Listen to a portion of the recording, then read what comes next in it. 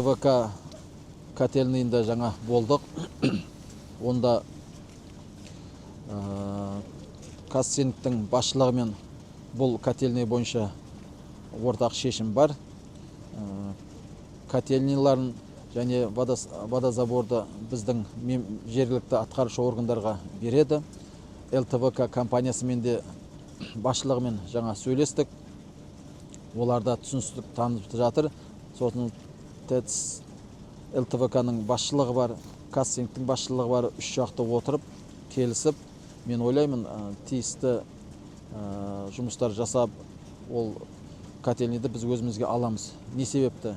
Мынау жылу жүйесіндегі трубалар жалаңаш, қаншама жылу сыртқа кетіп жатыр. Сондықтан ол жерлерді біз тиісті жұмыстарды жүргізіп жөндеуіміз қажет. Басқа да шаруалар біз бірлесіп жүргіземіз.